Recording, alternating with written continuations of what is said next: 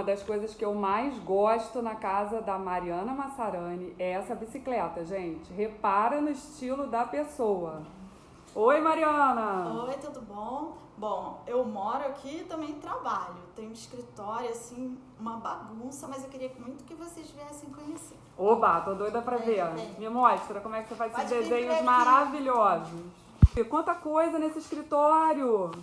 Olha isso! Nossa, olha quanta tinta!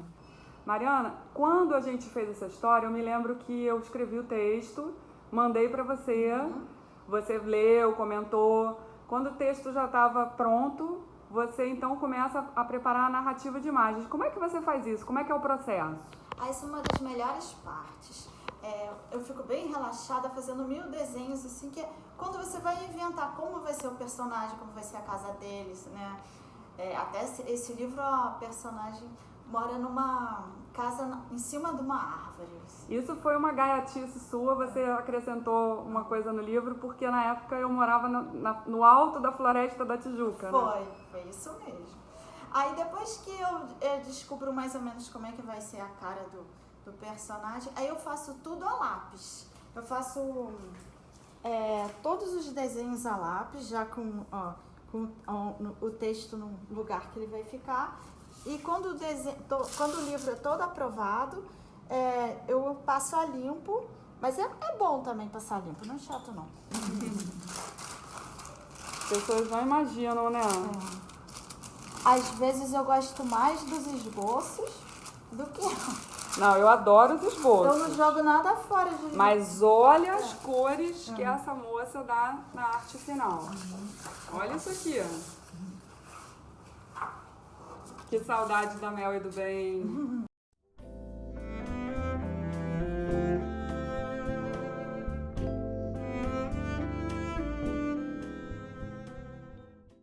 Ô Bia, aproveita que você tá sentada e conta pra gente como nasceu De Bem com a Vida. O De Bem com a Vida nasceu do desafio de uma professora, Mariana. Não sei se você se lembra disso. Não lembro, nossa. Eu estava com aquele livro da baleia, Rosalina, meu primeiro livro, eu ganhei o Jabuti e comecei a visitar escolas e conversar muito com crianças e professores. Essa professora era uma professora muito experiente que trabalhava com turmas de alfabetização. Ela falou: Bia, seu livro faz tanto sucesso com as crianças gostam tanto desse tema de bichos, será que você não conseguiria fazer um livro para alfabetização, para reforço da alfabetização e tal? Aí eu falei: como assim? Ela falou assim: um livro que fosse a primeira leitura autônoma da criança. Aquele livro que a criança vai ler sem ninguém ajudando, que ela vai conseguir ler sozinha. Eu falei: eu acho bárbaro, mas assim, os livros para alfabetização em geral são mais de jogos, de palavras, né? Ela falou: exatamente, essa que é a questão. Os meus alunos, eu percebo claramente que eles se sentem traídos, porque o livro deles é um livro sem enredo, sem narrativa.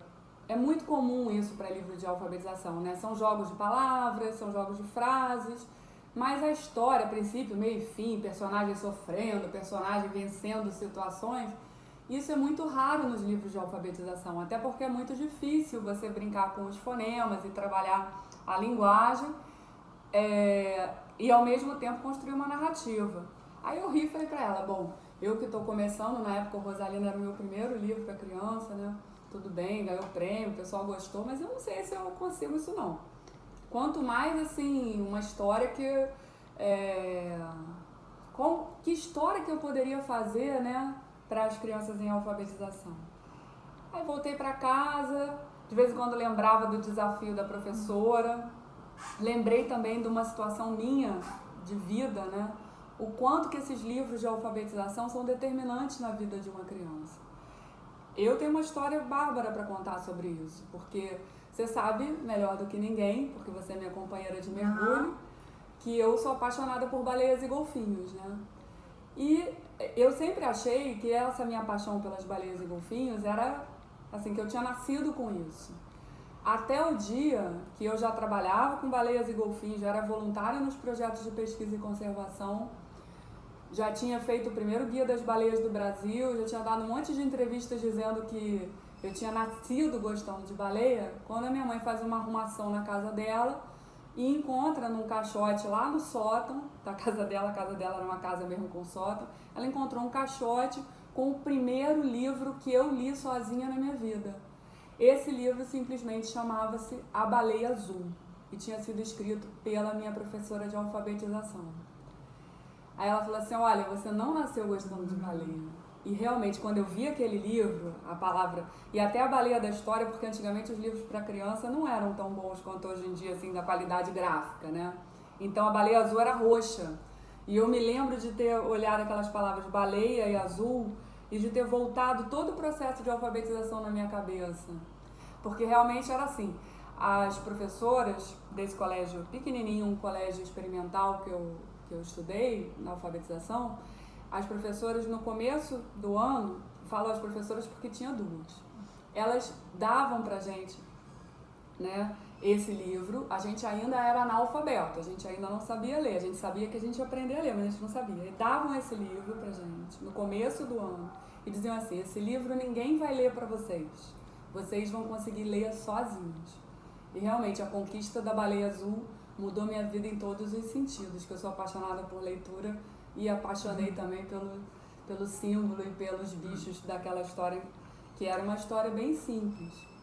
Então, lembrando de tudo isso, eu acabei tendo a inspiração de contar a história que eu estava vivendo com os meus gatos, a Mel e o Ben.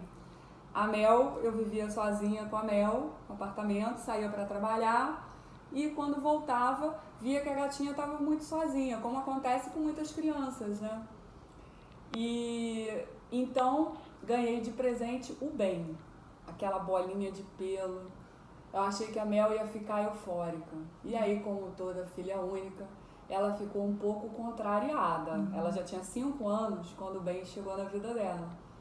E isso tudo me fez bolar uma história do jeitinho que a professora tinha desafiado.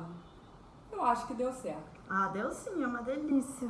Mariana, vamos mostrar para as pessoas aquilo que só quem conhece a gente pessoalmente sabe? Algumas coisas que você incluiu na ilustração, que são referências a coisas da nossa vida que só quem conhece a gente na nossa intimidade vai poder descobrir. Mostra lá. Bom, eu botei uma câmera porque você é fotógrafa. E nessa época eu pegava onda, quer dizer, pegava marola, né? Não, você surfava muito bem, que eu me lembro. Não. E adoro a Serra da Capivara, então botei uma pintura rupestre que eu acho que todo brasileiro tem que conhecer, a Serra da Capivara. E tem as baleias aqui eu botei baleia e a gente adora fazer snorkel. Né? Tá maravilhoso. Nessa época acho que eu tava também fazendo o livro da pré-história, né? É. O que mais? Bom, nesse aqui tem peixes, que a gente tem os golfinhos, e eu achei também legal botar um aquário para alguém que tem um gato, seria uma coisa bem doida. E a casa dela eu fiquei pensando, porque ela é uma menina que mora sozinha, mas a casa dela é em cima da árvore, então tem aquela coisa igual de corpo de bombeiro, para você descendo é maravilhoso. Rápido. A melhor coisa do mundo é você trabalhar com ilustrador que cria e acrescenta coisas à história que você inventou. É comum, às vezes, as pessoas estão começando a trabalhar com literatura infantil, às vezes querem que o ilustrador desenhe aquilo que elas imaginaram e não sabem que um bom profissional vai acrescentar coisas que elas nunca teriam imaginado e o livro ficaria muito melhor.